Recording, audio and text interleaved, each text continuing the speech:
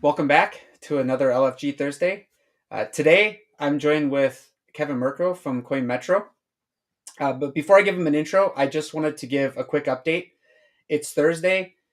We have seen more interest in token generation lately, and that's going to be something that we talk about quite a bit with Token Go today. So instead of spending time on that, we've got a really good dynamic guest I think it's going to be a lot of fun. So instead of spending a lot of time kind of talking about what's going on as we're kind of ramping up towards end of year here, I'd like to just jump into it. So Kevin, if you wouldn't mind, it takes a couple minutes as our guests kind of join here, but if you wouldn't mind giving us an intro, the stage is all yours. Sure. Thanks, Amir. I appreciate it. Thanks for the invite, by the way. And it is Thursday, so let's go. So my name's Kevin Mirko. I'm CEO at a company called Coinmetro. We are a centralized exchange. I know there's a lot of us. So rather than delving into, why we're different and all that stuff, what I would say is that we were one of the original supporters of Kadena back in the day, one of the first, if not the first centralized exchange to list Kadena. And we had a lot of gems in the back pocket back in the last bull run. And it served us well. And I think it served those communities well. And I'm here to talk about anything and everything crypto. So I know we got a few good topics. So rather than waste some more time on an intro, that's it for me. All I'll say, I guess, on top of it is I have a lot of experience in traditional finance as well as in crypto. So my kind of area of expertise runs wide. I think that's a great place to start. And so this is what's fun about this is I believe one of the things we've talked about a few times on this show is how do we bridge the gap? And so I have a background in traditional finance from a technologist standpoint. And so that's part of why I love Web3. And I'm trying to figure out my own methods of how to bridge, working at financial institutions and fintechs into crypto. And I'm curious kind of like what your thoughts are. How do you feel how far we've gotten?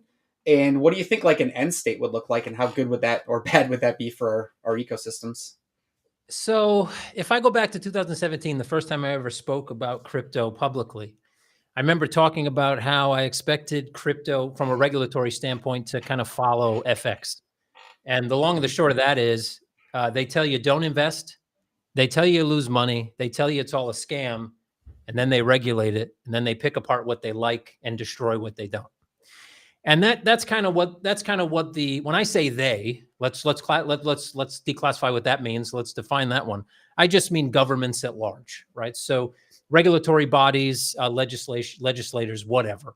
Now this doesn't necessarily need to be nefarious. Sometimes it's just due to the fact that they're inept. They don't understand the market that they're regulating or trying to defend against, or they think they're defending their people against something that really doesn't exist. Or it could be nefarious, but regardless, this is usually what happens. So I think I made 10 points in 2017 on stage in the UK, and every single one of them came true within about 2 or 3 years. I think in many ways, when I first got the Bitcoin white paper, I was MMS'd the Bitcoin white paper. That's how you know how old crypto is, even though we all still feel like this is new and exciting. It's been around a bit now, right? We're talking about 16 years, basically, since Bitcoin kind of came on the scene. It's been a long time. And so I got an MMS of the Bitcoin white paper. About a year before that, I was involved in an IPO in South America. And I remember we had an investor. Like the hardest thing to get when you're trying to raise money, obviously, is your first investor. And we had somebody within a few days. And it was a pretty big sum of money, at least comparatively speaking of what we were raising. And so, I forget the country the guy was in, but just to make this kind of interesting, let's say he was in Australia and the company was in Colombia, right? And I thought, well, this should be easy. The guy's got the money, he wants to invest. That's the hard part. Yeah, no. I think we ended up with like 4 or 5 different counterparty banks in order to service, because it had to go through a counterparty. That counterparty had to be connected to the exchange where this thing was traded. That counterparty had to have a counterparty in another country that eventually linked us to a counterparty that had Australian dollars and had a local counterparty in Australia. By the time we linked everything, we lost the deal. Ouch. And so I thought, well, this could really streamline global commerce in terms of kind of settlement transfer value. Because, even if it's only 7 transactions a second, if it takes 10 minutes, well, that's a whole lot better than 21 days. And that's what kind of put me down the rabbit hole, and when I read the white paper, and when I look at where we are today, we've accomplished a lot, but most of the reasons where we are today has nothing to do with what the white paper wanted to accomplish or thought it would accomplish, right? But we've accomplished a lot more in other areas that I think are quite exciting, right? Some things that I don't even like I'm not a meme coin fan per se, but I will say that meme coins have proven something, that tokenization is real. Even if it's tokenizing an idea, a meme, whatever you're tokenizing, right? Bringing value to something, a community on the internet, like a Web3 community can bring value to itself without the need for an intermediary, without the need to, I don't create anything except awareness through some type of value that's built on chain is amazing. And, Bitcoin price is what it is, right? We're nearing 100,000. A lot of people thought we'd never get there. We're getting there now. And, you have Bitcoin maximalists that say things like, I don't care about price, which is nonsense, because if Bitcoin was still valued at 4 cents, I wonder what the parties at Bitcoin Miami would have looked like. I don't know. It would have been Dixie cups and, bottles of water. Probably not a lot there, they couldn't afford it then, Yeah. Michael Saylor would not be, an influencer in the Bitcoin space if Bitcoin was worth 4 cents. That's for sure. So, the kind of bad side of that is Bitcoin has, Wall Street can say whatever it wants to say, and we can create narratives as to why Wall Street got into Bitcoin. The only reason they got into Bitcoin is because it's the best performing asset in the last 2 decades. And that's the only reason. It's a speculative asset, and they were able to make money off of it. Yeah, the guys that really jumped in and went down the rabbit hole understand about scarcity, and they understand about other elements. But if it was just scarce and it was just decentralized and it was cheaper and didn't have the price valuation that it currently has, you wouldn't see an ETF. That's just plain. Wall Street likes money. Wall Street's greedy, and Wall Street goes after money. So there are some things, I think we've had some missteps, regulatory missteps all over the place. The market itself has had missteps. We've been focusing on the wrong things sometimes collectively, but generally speaking, we've had a lot of progress. And there's a lot more people that have benefited from from crypto and Bitcoin existing, percentages of the populace. And that in and of itself is amazing, I think.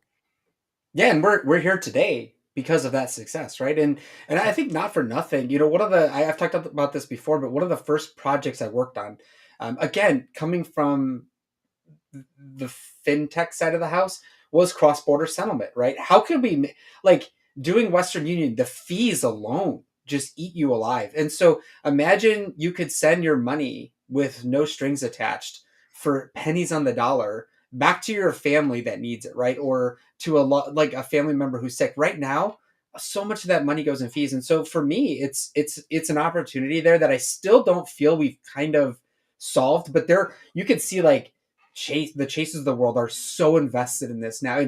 And I know they're only doing it because there's a monetary value attached to it. And you either jump on the train or you get left behind. And they're starting to see that, right? You don't need to be a genius to realize, if money's inflowing constantly, the big players want a piece of that. And so I think that's a phenomenal kind of way that we can enhance what was the original intent, right? I view it as if you're a maximalist and I know lots of Bitcoin maxis. I talk to a lot of them, and it's fine. You have your thing. I just wish we could all coexist. And I've always shared this message, whether I like a project or not, I like to support them. Whether it's a meme coin, I don't like the idea of meme coins has always it's like the OTC markets of old. And you're just buying shit sometimes. Pardon my language, but you're just buying that. And sometimes you buy things and you change your area code. You change your zip code. And yeah. I'm I would also say, that old adage that one man's trash is another man's treasure. Mm-hmm. Is definitely applies to meme coins, right? Because, you can definitely make money in meme coins, just like you can make money by going to the casino, right?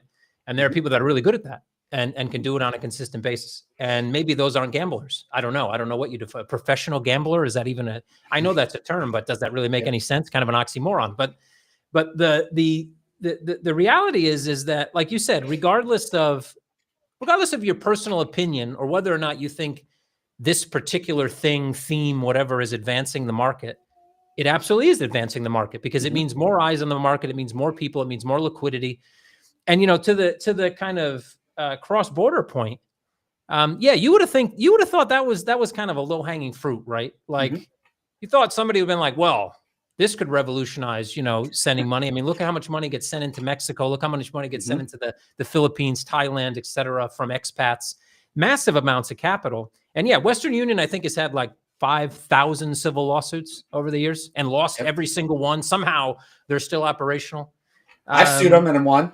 I mean, yeah, I literally got 3 checks in the mail over the course of about 10 years that I showed up at my mother's house to visit, and she's like, "Oh, I got a check in the mail." I'm like, "A check, really?" Like $337 from Western Union for their $27 billion lawsuit that you got, whatever your percentage of. But the thing is that, XRP, which I think bought a piece of MoneyGram or something like that back in the day. And some of the Stellar and other projects have focused there. The problem with finance in general, you kind of just touched on it. If it's a lot of money, they don't care.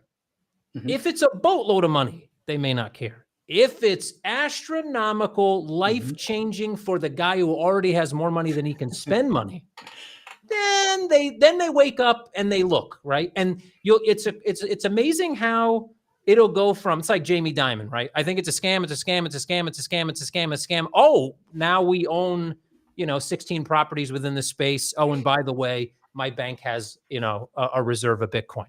And that's finance with everything. That was finance when credit card launched, when checks launched, when, Swift launched. It's always the same thing. And, unfortunately, the people that get into markets first, the guys that have the energy and the young dudes, basically the anarchists that got into crypto are not trying to revolutionize Western Union, right? No. They have completely other focuses. They might be looking at it from, they want to make humanity better. They want to decentralize money because centralized money means centralized power, means poverty, means restrictions, means prisons, means, all these things. And that's a way better cause at the end of the day. But for those things that are actual real world problems that a lot of people face that aren't existential problems, they're like everyday problems. Like, I have to send $1 and it costs me 80 cents. What can I do? Those things never get tackled first for some reason. No. But, blockchain, to be honest, is like the blueprint for moving value. So that should be, we're getting there though. I think we're pretty close to kind of cracking that nut, to be honest. Yeah, no, I think that's exactly. And when that happens, there will be a waterfall, like a tidal wave of the next wave of money. I mean, if you think about, we just crossed 3 trillion again. I don't know if that was the first time or if we did that in 2021, but regardless, I think that was 2 trillion we crossed then. We did something as an ecosystem that is starting to make waves across the whole world. And settlement layers, right, are being discussed. And the normal players that do Swift and things like that, they're starting to see the cost benefit. And as soon as they realize they can start cutting costs, and they still maintain the security they need, there are CEOs who will just, we're doing this. It's done. And again, imagine being, another settlement company, any one of many that exist around the world. And then waking up one day to the news that Tether made more money than BlackRock. They'll wake up real quick. Yeah. And when you think about that in real terms, if you don't know BlackRock, go down the rabbit hole for a bit. Don't spend too much time because you might get really depressed, but, jump in there a little bit. BlackRock is into everything. Like, literally anything you do in your house today, I don't care what it is. You go to the bathroom, you have some toilet paper, you do whatever, you touch anything in your home. BlackRock probably made a little bit of money, a couple cents here and there, everything you did, breathing air there somehow BlackRock just printed some money. I believe it. And Tether made a token that represents a fiat currency and put it on a blockchain and then gave it to China for a couple years. That's pretty much, that's it, right? And now they're making more money than BlackRock. And, if that doesn't wake up the settlement agents around the world, enough that, again, like I said, big money, nobody cares. Bigger money, still don't care. Enough money to wake up a guy that has already enough money. And that's that news. That was coming across Twitter a couple of weeks ago. They're awake. I think, yeah, no. And I think that's like a perfect segue into, I don't do a lot of Q&A during this, but if I see like a question or somebody that they have a good question, I think this kind of fits into that conversation of where we were, where we're going. And this question was specifically, as an exchange owner, do you find that investors are still interested to show the misleading proof of reserves? And if so, how have you been tackling that hurdle? I think I would maybe rephrase that a little bit of, do you value the proof of reserves? Do you feel that people are still looking for those? And So, going forward, is that something you invest in? so do I value the idea of proof of reserves? So I'll answer it that way. Yes. And then my longer answer as to why the current system isn't there yet. And so, if you've probably heard, if you've been around blockchain enough, you've heard this phrase, garbage in, garbage out. Mm-hmm. And while there are now that we are coming up with systems that's hopefully at one day is actually going to remove that from our, we won't have to say that anymore, but it's still the case. And so with every single a proof of reserve kind of methodology that I've seen, especially for a centralized exchange, there still is an element of trust me, bro. And that comes from the fact that as a centralized exchange, in order to operate, you have funds at multiple counterparties. Mm-hmm. Okay, you may have funds at Fireblocks, and obviously you can attest for those, right? They're just sitting there. You can have funds at places like BitGo, other custody agents. You can attest for those. They're just sitting there. But you also probably have LPs. You may have to have accounts at other exchanges or funds, et cetera, where you're holding assets in order to provide collateral so that you can actually keep trading alive on your venue. You may have assets sitting with one counterparty that actually have 10 other counterparties. Now, you don't know this for a fact, because obviously there's really no way to know. It's just like in traditional finance. If I'm putting up collateral with BlackRock, BlackRock may have it with 17 different banks, 15 different funds, and they're not going to tell me necessarily. I could go look at their, public reports when they have to file them. But this is crypto. Those public reports probably don't exist. Now, we found out how deep the counterparty kind of connections go when, Luna blew up. Yep. Or, Oh, yeah. when Three Arrows blew up. Everybody's like, oh, Three Arrows? Oh, yeah, we had money with them. We didn't. Coinmetro didn't. But, I'm sure some of our counterparties did, 100%. And so, it's impossible then for me to show all of the assets that we actually hold in our, not necessarily in our custody, but underneath our AUM, right? Underneath all the assets that have been deposited by end users. It's impossible. And even if I could show those, how do I, how do you know that what I'm showing you is the actual obligations I have back to the end user? Because we're a centralized exchange. We have a centralized ledger, which means in order for me to show obligations, I'm showing you a trust me, bro. I'm showing you that this is what the exchange has. Even if I showed you all deposit and withdrawals ever on certain chains, because of those counterparties, I'm still not going to give you 100%. So there's still going to be an element of trust me, bro. And that's the problem. So the real question then is, as an exchange owner, do I, go to CoinMarketCap or whatever and fill in their little form and publish it and go, yeah, there you go. Or not? Do I spend the time to do that, which is valueless, or do I try and find a solution at some point which has value? And up to this point, we haven't found any single, or even a combination of solutions, I should say, that gives enough information that it's not a majorly trust me, bro situation. No, I think that's great. No, and I, again, background, I can cheat this a little bit. In the traditional finance world, it's very difficult to do these things too. And so it's been interesting. I've seen regulators and stuff talk about this, and interestingly enough, it goes back to trust, right? Do you trust who you're working with? Did people trust FTX? I don't know why you would have. But I get it. I totally get it. I totally get why people were investing their institutions, people, and hopefully, that story ends up as good as it can. But that's kind of where we're at with crypto right now. And what I'd like to see, as we go forward, is there a better way to do this? Is it just too much focus on it? I think that brings up a cool topic, which I've talked about in a lot of closed doors, behind a lot of closed doors, which is that regulators are kind of missing the point about the technology. They obviously are trying to regulate the technology from the standpoint of it carries value, and we want to make sure that the end users are protected because you're transmitting and holding value. But that same technology can actually help regulate the market make the market more transparent, and actually remove the need for manual regulation, especially, maybe not 100% now, but definitely in the future. And there's very few people that there are organizations, even Ethereum has had a few kind of goes at trying to figure out, whether it's kind of having, information pseudo-anonymously transfer with a smart contract, et cetera, so that, you can maybe trade securities, because this way you don't have to say who you are, but, you have a pseudo-anonymous ID that transfers.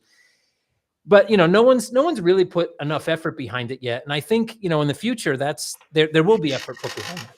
And the grand reality is that the entire financial system. So normally when you build something new, you obviously take cues from what you built in the past. And the entire financial system is built only on trust. And the way that trust was built is that you would have, gatekeepers.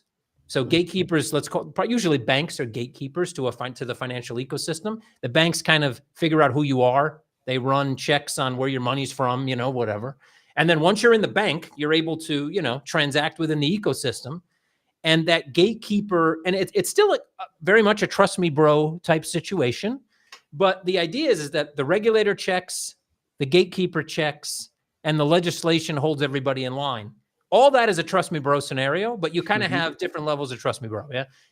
But if you look at anything historically speaking, notaries, anybody know how notaries actually work, and apostles and all those things possible? It's the most ridiculous system in the world. Notaries, like, the man showed up and gave me a document. I don't know if this document is legitimate. I can't check if it's legitimate, but he definitely showed up and signed it in front of me. And then the apostle says, I don't know what anything is here, and I'm not verifying the guy even signed it, but the notary is an actual notary, right? And so everything we built in the past, from the Greeks, the Romans, whatever, all up till now, is based on trust to some extent. And so we've now built an almost trustless ecosystem, and we're trying to catch up from how humans have built everything in the past to how we want to build stuff in the future. And that's not a 16-year process. That's probably a 50 to 100-year process.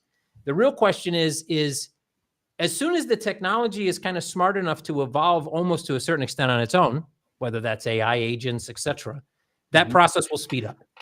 But we have to trust that process as well, right? There's always, there's no such thing as a trustless system. You have to trust the system, right? I mean, so trust always an element. Trust is a lot of, and trust means something different to everybody else. But I think that's a good point, and I do have some more questions about the exchange specifically, and but I do want to touch on that for a second. Of, if you're building a trustless system, are you trusting the people that built that system? It's an interesting kind of mind game you have to play with yourself, and that's the same thing when you look at evaluating, like a CISO will evaluate things, and they're like, this is great, and then you go to risk, and then you start just, it just starts compounding and compounding. And you're like, I do trust this, but like, there's a lot of risk even with trust. And so it's just interesting. And what would be interesting for me is, so before I ask, and we get like at the 30-minute mark is like where our peak starts, and we just go up like crazy like there. So okay, we're doing good here.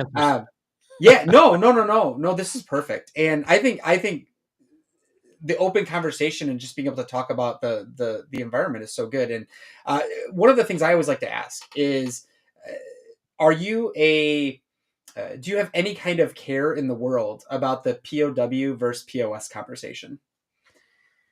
So I would tackle that. Do I care? Well, I care. I guess care is a definable word here. I think everybody in the space should care about kind of what ends up being considered to be kind of either a default or, kind of the go-to methodology when building out ecosystems, right? Because if one wins, then the majority of new systems that are built will be built copying whatever wins. And so you'll be stuck with whatever limitations that system may have. Maybe not necessarily stuck, because there's still maybe others in the background, but there'll be, there's usually, when there's a winner somewhere, especially in technology, the winner at first, it's hard to see who the winner is. But as soon as there is a winner, it's just gone, right? Like everybody else is so small in terms of market share, forget it, right? To catch up is not impossible, but it's difficult, right? So, proof of work in many ways, I would say, is optimal than proof of stake. And so, whether we're talking about security, which is probably one of the biggest reasons why proof of work is better in terms of how it operates. Now, the problem with technology as well is that at the end of the day, you can always optimize something. There is a point where optimization, your optimizations get less and less. You can still always optimize, right? But they're just, you're not making the biggest dent in the world as you continue to optimize. If I look at where the liquidity is, well, liquidity is on Bitcoin. Does it have anything to do with it being proof of work? You could argue. You could argue yes or no.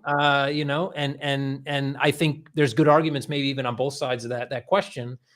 But is there a reason why it was proof of work? Was there a reason why there wasn't some other type of methodology that was chosen?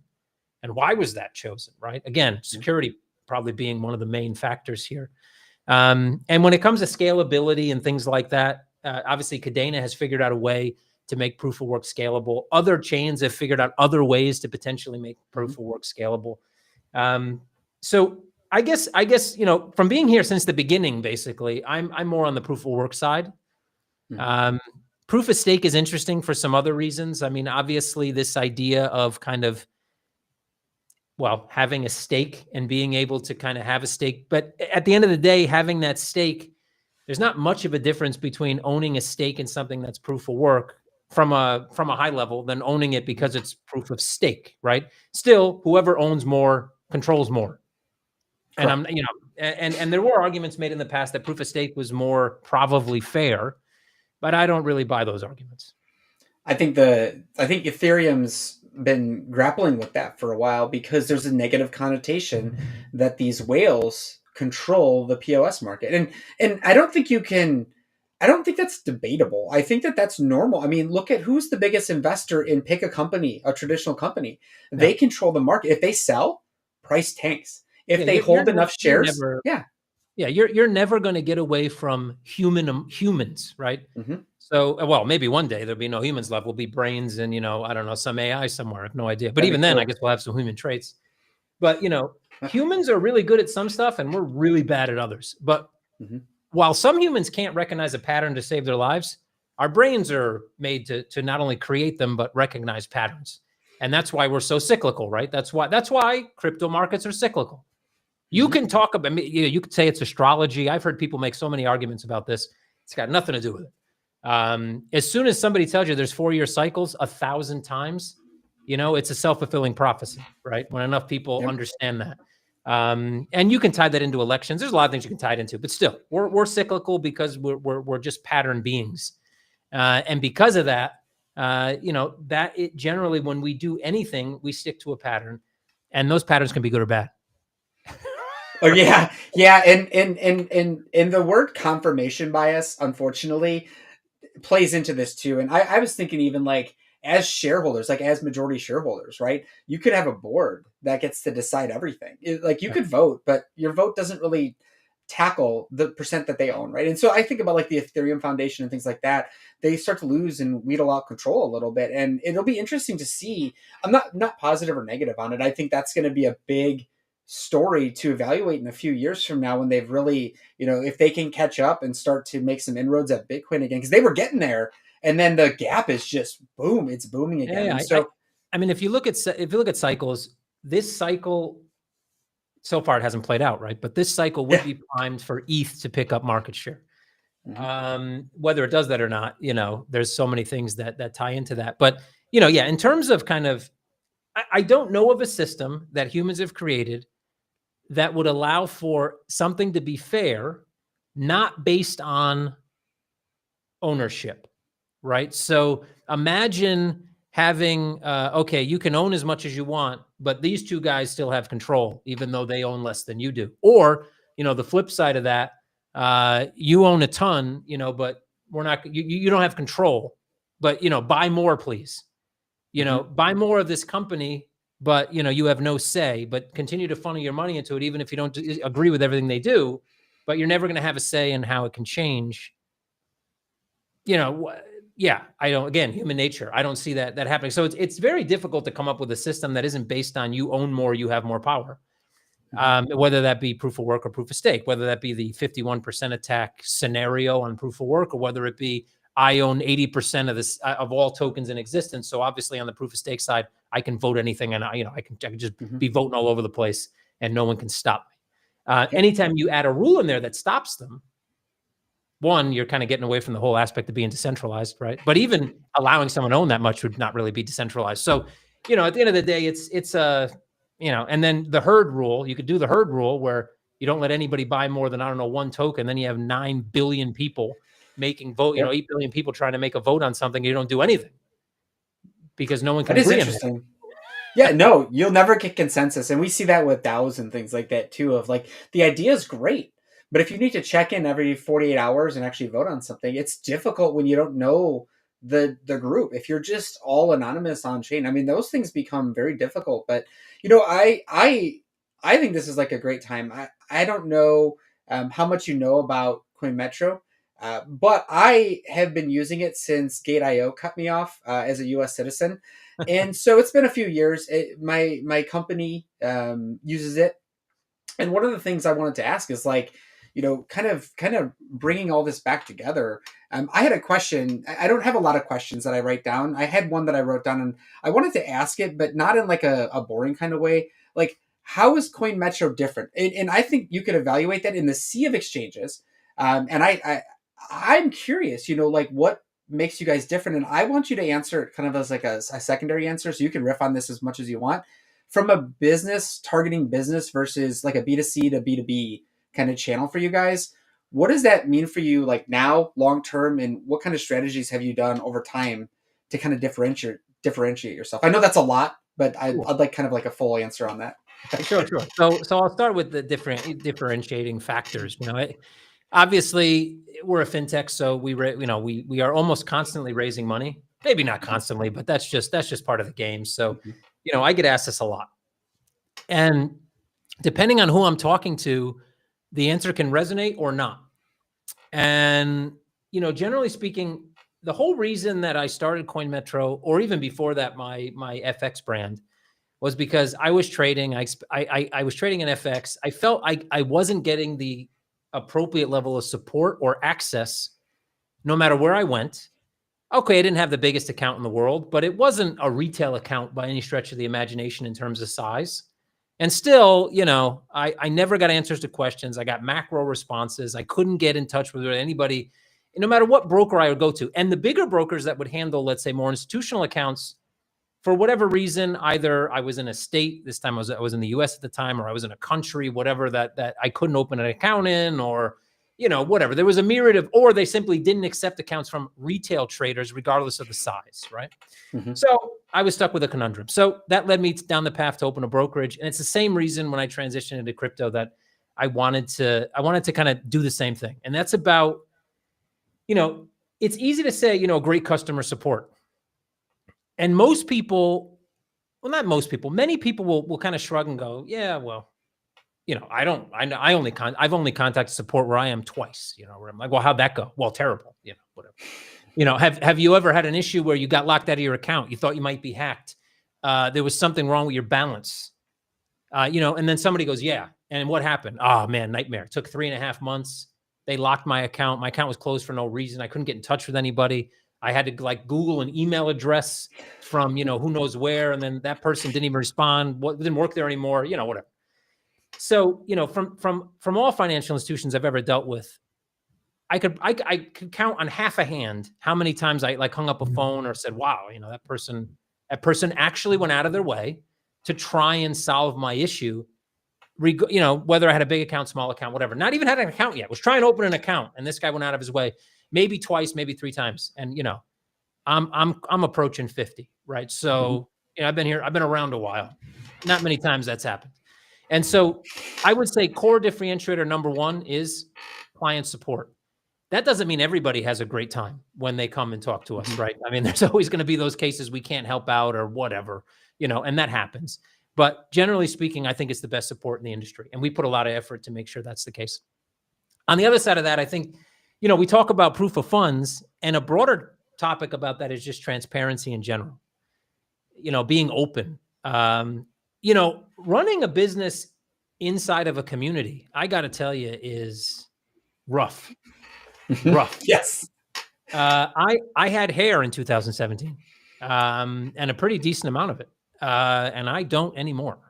And I don't know if that would have happened if Coinmetro wasn't around, but I tend to think I'd still be sporting. I would have actually had to comb my hair before the show if I was, I don't know, running a bakery or something. Before before the show, Kevin had asked if this was on video or audio, and he made a joke that he needed to comb his hair first. And I think it's so telling of, yeah, exactly. Yeah. I had to shave a little bit, right? Otherwise I had like this crazy beard. But I can attest to that. Like my hair's gotten it looks black because I like block all the gray and you can't really see it on here. But like I've aged so many years in crypto since I've been here. And it is interesting. The communities do make or break you. And a lot of times, even when they're making you, they're breaking you at the same time. But it's just a Yeah, physical, it's emotional drain. it's an amazing experience, and I even if I were to do it again, I would change things, obviously, now knowing what I did wrong, but I would still go the community route. Hmm. It's amazing for many reasons. It's interesting. It gives you a lot of data and just kind of feedback you'd never get otherwise. But no matter what you do, somebody's not going to like it. Hmm. And no matter how great someone thinks you are, the kind of the I don't know opposite doppelganger of that person exists that just absolutely hates you and everything you do. And and over time, that the latter are the ones that are the most vocal, right? So, Hmm. you got a good day at work, you just crushed a meeting. I don't know, you just got a ticket on your in your fundraising round. You're feeling good about yourself. Then you go to Telegram, and you need to like, I don't know, sip some tea and go sit in a corner and stare at a wall for a few minutes, or whatever to kind of take a few breaths. So, it's difficult, and it Hmm. doesn't, but it's, to me, it's kind of like, there's no gain without some pain. And Hmm. sometimes there's a lot of pain in doing this. It's like being in a reality show 24/7. And no matter what you do, somebody's there analyzing it, the old armchair Hmm. quarterback. And sometimes they're spot on, man, but it still hurts. So yeah, client support I think is a big one. Transparency and just kind of the way we kind of run the business, I think, is another. I think we're the only, aside from Binance, tokenized crypto exchange, centralized crypto exchange that ICO'd sometime in 2017 that still exists. Yeah. Now, obviously, we're not Binance, right? They did a lot of stuff I would have never done that led to this to a lot of success, right? They kind of bent a lot of rules. Maybe the rules Hmm. didn't even exist at the time, but just was outside of my modus operandi that I wouldn't do. But the writing was on the wall. Finance generally, well, big business works this way. Hmm. Sometimes everybody that breaks all the rules ends up having all the success. I don't, but that happens. But I think in the end of the day, we are a much different company. We support our clients in a much different way. We're very curated when it comes to listings. Yeah, we do list things because people ask for them, etc. But we really do try to put in effort to find things that we feel will do well. We don't want to have clients that come and have to go through 5,000 listings, the 27,000 meme coins to figure out which ones they may want to put, their hard-earned money into. So we try to humanize the market as best we can. I've had, if I think about customer feedback on and off ramp, I've gotten a lot of feedback over the years that we're the best in the business. Whether it be euros, whether it be pounds, dollars, which will soon be back as well. I wanted to Um, ask about that. I was just waiting for the right time. The off ramp is what I have to like send to another source to yep. myself personally so I can off ramp on Coinbase. It's an interesting. Yeah, yeah. Uh, You mentioned FTX. So FTX got hit, and then pretty much everybody else got hit by Three Arrows, et cetera. And that led to Signature Bank getting shut down by the U.S. Regulator. It yep. led to what is it? Prime Trust, which is one of the biggest ACH Mhm. providers that were servicing crypto, going bankrupt. Led to a lot of things, and that led to much stricter rules and controls over ACH, specifically in the U.S. And so we get a lot of flack for this. People think, people generally think in the world that, I don't know, Kevin just makes a phone call to like 3 or 4 banks and somebody's like, "Hey, Kev, what's going on?" "Oh yeah, USD. Yeah, no problem. Here's an Yeah. account and, have at it." Yeah, Mhm. no, doesn't work that way. And unfortunately, the way it does work now is there's been so many, hopefully with the new administration in the US, I do think that we're going to see this back up a little bit, probably back to like 2021 heyday when it came to maybe 2022, 2021, something like that. Banking, when it was just easier, wasn't easy, but it was easier in terms of connecting accounts. But they put a lot of hurdles, and there's a lot of Mhm. technology hurdles, which are the thing that slowed us down the most, because it requires us to basically retool our entire back end on how Mhm. we were how the money flow looks, from client to the bank to us, or bank to the client, basically a client account. Then when the client makes a transaction, that money flows into account. We can actually move the funds, whether it's got to go to a liquidity provider, to a custody agent, whatever. All that stuff has to be retooled. And it's not just tech, it's about planning, it's about risk, it's about understanding the counterparties we now have to work with, we didn't have to work with in the past, whether the technology counterparties or otherwise. Anyway, so it took a long time. Then funny enough, we went through that process with a provider. This was sometime at the beginning of this year, maybe end of Mhm. last year. We got all the way through the process. We integrated. We were about 2 weeks away from finishing the front end, and that provider lost their banking partner. Ouch. And all that work went out the drain.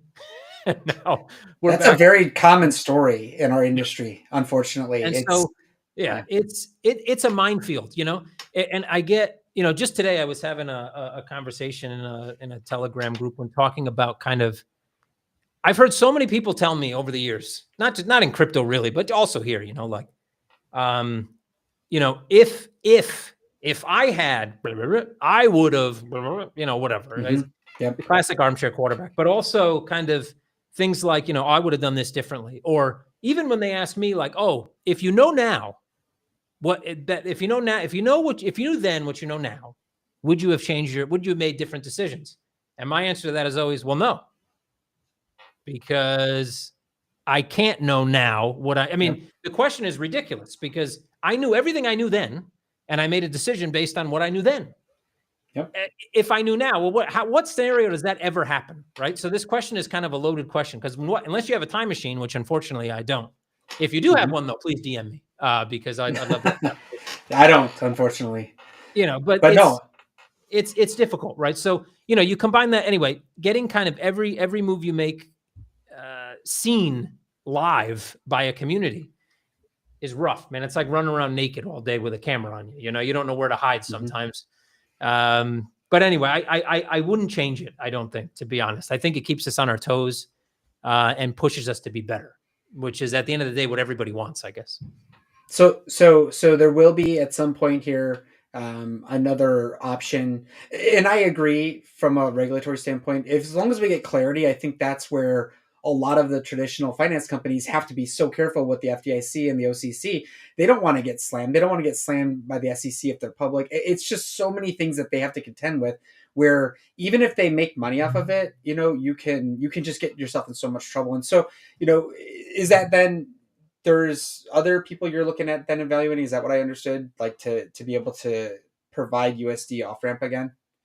So right now we have USD Swift lined up, and we're a few weeks away from launching that. ACH is Awesome. still something that needs to be worked out on the back end, and so that's probably a Q1 endeavor. But Okay. USD Swift, including from US as well, etc., with relatively low rates, obviously not the same as domestic wire, but close, should be launched before the end of the year. Perfect. No, that's good. That's good. And look, the timelines in crypto, people don't get it. Like there are so many factors outside of crypto that can play into these timelines. But that's good to know because I have a vested interest in that working so that I can do our legitimate business through Coinmetro and not have to bounce between Binance and others. And there's not look, we do what we have to. Not all tokens are in one place, and that actually is what I want to talk about now. So I kind of brought it up at the beginning. The token generator is something we created for the Kadena ecosystem. I know other ecosystems have them. With our 20 chain architecture, deploying a token is more challenging, and I think that should be recognized. And so, from a Coinmetro standpoint, I mean, how is there? I've talked to many exchanges, by the way. It seems to be a very similar story. Either there's a lot of money involved, or we don't support Kadena XYZ because we just don't support them. And so, I'm curious: is that something that you can speak to? We've got a couple tokens that have been dying to get on an exchange. But I feel like for us as a small community, and maybe you could talk about this in broad strokes too, us as a small community have had a lot of trouble lining up an exchange that would actually take us on. I'm curious, kind of your open thoughts on that, and I'd like to expand on it a little more.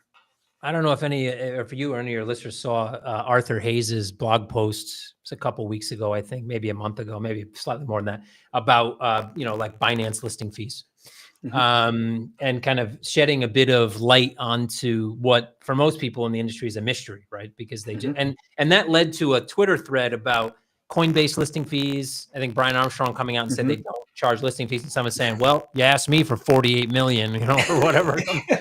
Yeah. But yeah, generally speaking, a lot of the bigger properties ask for percentages of token mints, or they ask for massive amounts of what they consider to be a deposit. But at the end of the day, even then, they ask for large amounts of money to get listed, et cetera. Now, an exchange is a business. It obviously needs to make money.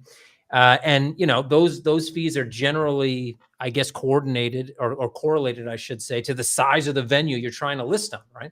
Same thing if you go to list on NASDAQ versus, I don't know, A Milan, you're going to pay a different fee. I guess that's normal. But some of these fees are just ridiculous, right? And there are also a lot of times other requirements, like you need to be listed on 2 or 3 other venues. You need to have this much in volume. And that pushes projects to then do things that they otherwise wouldn't, like pay a market maker for volume, which is just there so something looks pretty.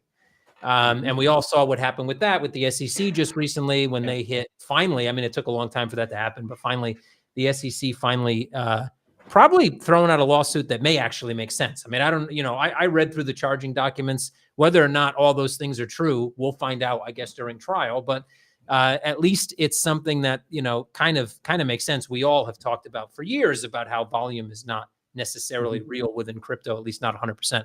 So, anyway, all these things together, we've, over the course of our existence, we haven't charged listing fees. We've listed a lot of projects for nothing. Now we do have, I would say, I don't say it would be a listing fee, but we do charge a bit of money. And that money is usually tied to marketing efforts that we're going to do, like co-marketing efforts, things that we're going to do in terms of tech that we have to, integrate, et cetera. If we have to integrate, if we don't have to integrate, we charge less, et cetera, et cetera.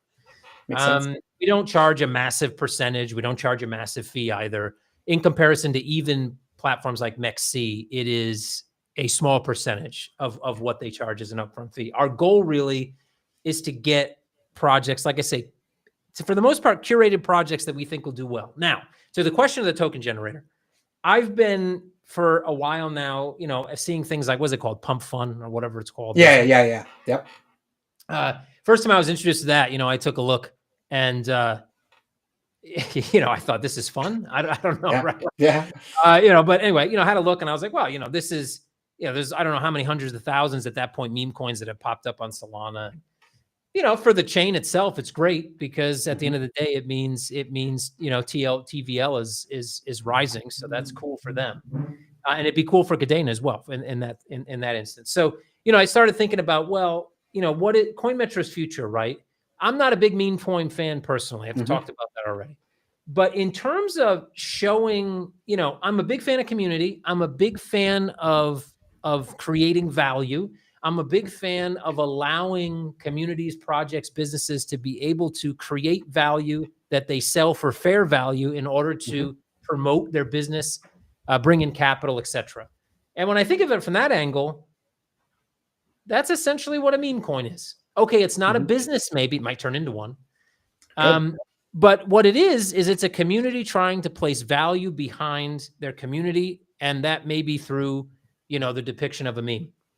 So the business side of my brain, at least, had started thinking about this already and didn't know this was really going to be a topic. To be honest, I didn't even know of the existence of one on Kadena.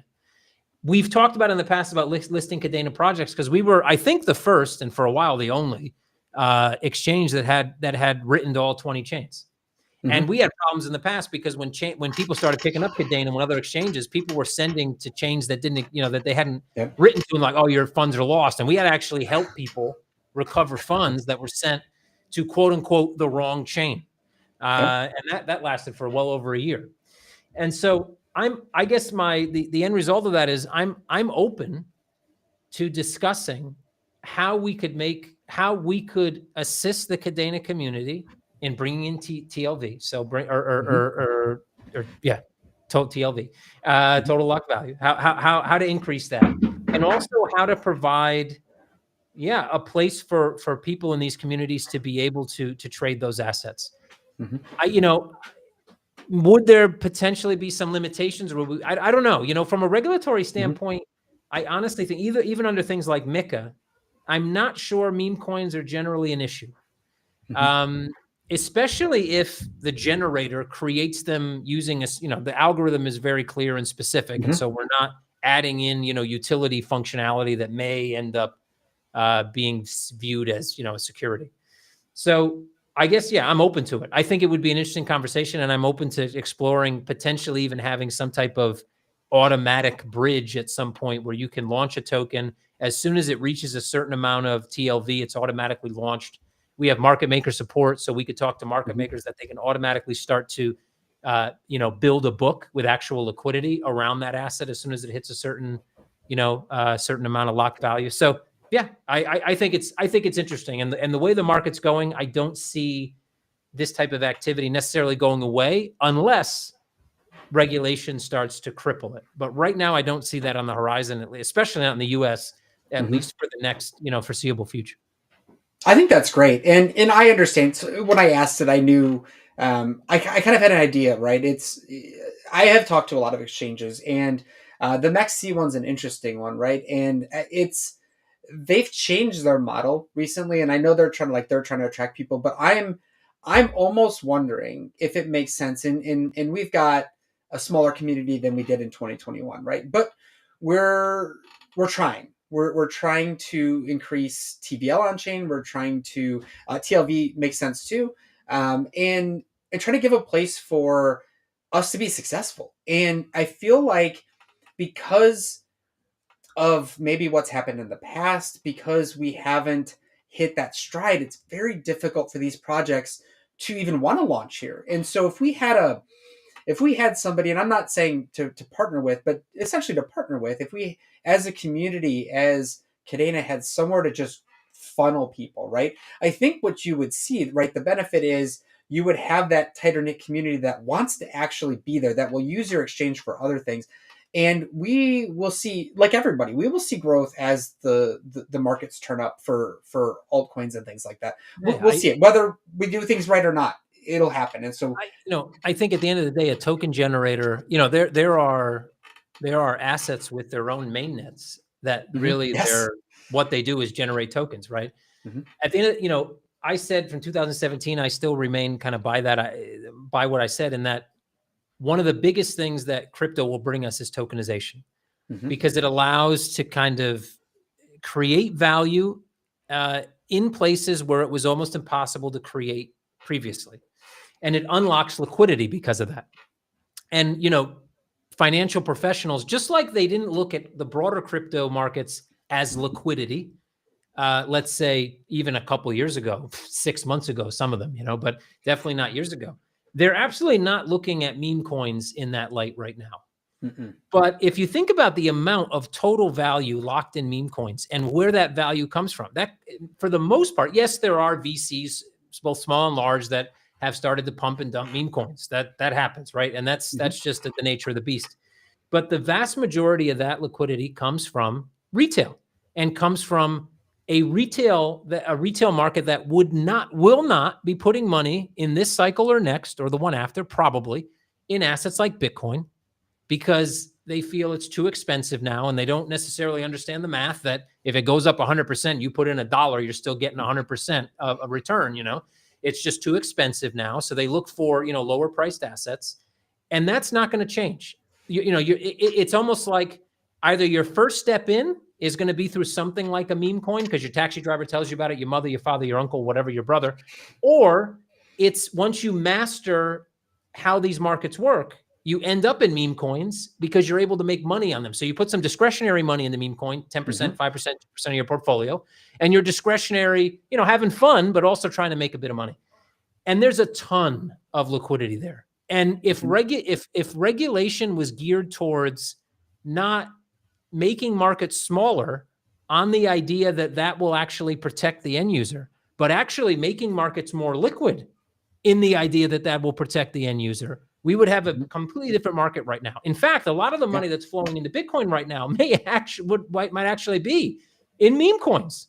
The fact that it goes into Bitcoin is because, you know, the powers that be have created a narrative that empowers Bitcoin and pulls power away from the rest of the market. I'm not saying that's a bad thing in general, but that's where we are, right?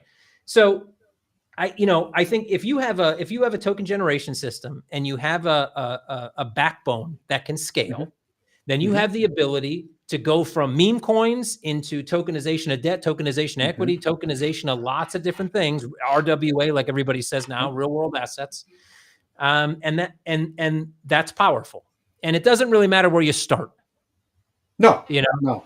So yeah, I think it goes really well with a broader vision that I have, or that Coinmetro has, in terms of what this market's going to look like 5, 10, 20 years from now.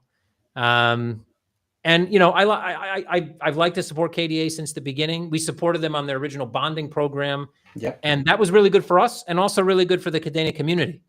Very popular. And so, you know, being able to support something, whether directly or indirectly, that supports the underlying ecosystem, you know, I think everybody benefits. And I just, you know, I know you didn't post it, but I saw something pop up like, yeah, what about, you know, rug pulls? Would that make, you know, Coinmetro look bad? You know, to be honest, no matter how well we curate things, some things will always fail. You know, that's the nature of the beast. I love hearing this around town, you know, when Bitcoin's at an all-time high, and I'm sure you've seen this headline, 100% of wallets are in profit. Yeah.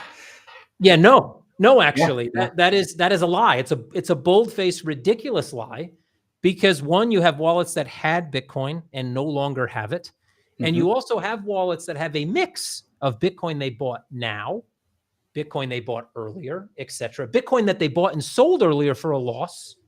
So no, in fact, if you really dig in, the amount of people that are in profit in Bitcoin in terms of numbers is not going to be any different than the amount of people that are generally in profit in any market. And it's going to be 30% or less of the general retail populace that remain in profit. And many times it's much less. And so, you know, we're never going to pick all winners. And I think at some point, as long as people are aware what they're, look, we could even have a different market book for the generated tokens, the KDA, like, you know, the Kadena ecosystem kind of book. And that book is just a cones that constantly are just popping in and out. And people understand what they're getting into. There's, you know, disclaimers and all that good stuff we need to do for regulatory purposes. But if it helps bring liquidity, it helps everybody, regardless if you're in that asset or not. I think that would be, you know, I didn't think about it that way, but even something like that. And the interesting thing is, from a token generation standpoint, we can control the inputs and outputs. So if we needed to do something that fit that model, one of the things we added to that was that we put their data in the contracts, right? And so Pax unique, right? And that allows us to do some things that are more challenging on other chains. And so we can write things like their images, their socials, all those types of things right into their contracts and make them very easy to read. And what would be interesting about something like that is, I didn't think about it that way, but we're kind of doing that with one of our dexes, where you can just basically automatically get added. And that automation, when that's done, wouldn't be too dissimilar from, you know, how somebody like Coinmetro could support that. So I think for me, instead of dwelling on this, and what would be interesting is, I'm always like, what can we do to like solve this? And so I'm happy on behalf of our community to kind of take some charge on this one and bring the right people into that conversation. So if there's somebody that we could kind of talk to and kind of write up what this would look like, and look, fees and stuff, we could discuss all that too. But I think what would make sense is, we don't talk about listing one project. I'm ecosystem. Whether I have 20 projects or not is irrelevant. I support our whole ecosystem. And so for me, kind of like a huge win for me would be to enhance our offering. And so I think it would be great to continue this conversation with the right people. And absolutely. I think it makes sense. And I just see people post, TLV, TVL. Yeah. Look, total value lock, total lock value. Yeah. I don't know. I don't know if there is a default on that one, to be honest. I don't know. There probably is, but I think it means the same. I don't know. All money burns the same when you light it on fire. So, you know, It doesn't matter. Value lock and lock value. I don't know. Anyway. Yeah. So we're right at the top of the hour. I will just want to say thank you, Kevin, for coming on our show. I did want to say one thing, and then I'll let you have the stage. Next week we will have the Chips team on here. They're launching a new project, and so we're going to get them on here to kind of talk about that and explain. There's a lot of questions that I think will be very helpful for people. And if you have questions, this is a good one to be a little more interactive because they are part of the community. So again, thank you everybody for joining today. This was our most viewed concurrently, so thank you, Kevin, for that. And I'd like you to be able to share anything you kind of want to close with. Yeah, just thank you, Amir, for the invite. This was fun. Thanks for the questions. Appreciate it. Thanks for the support from both the Kadena community and our own community over the years. Really do appreciate it. And yeah, never fear to come to our community and gripe about something, or you can give praise too. That's always nice to see sometimes in the morning with a coffee. But if you want to gripe, have at it. You can find me at Kevin Mirko. So there's a lot of fake Kevins, so watch out. Yeah. But at Kevin Mirko, no space, obviously, on pretty much every platform, and at Coinmetro as well on basically every platform. But yeah, thanks again. I really do appreciate it. And hopefully we can continue that conversation kind of offline, and maybe over the next coming months have some really cool news to share with the community again. Yeah, I'll steamroll into that one just to make sure that I'd put that on me. So I'd be very curious to see how that comes out. And I think that was a big one for everybody, and I left it at the end on purpose. So thank you again, Kevin. Thank you everybody for joining. We'll be back again next week. Take care, everyone. Cheers.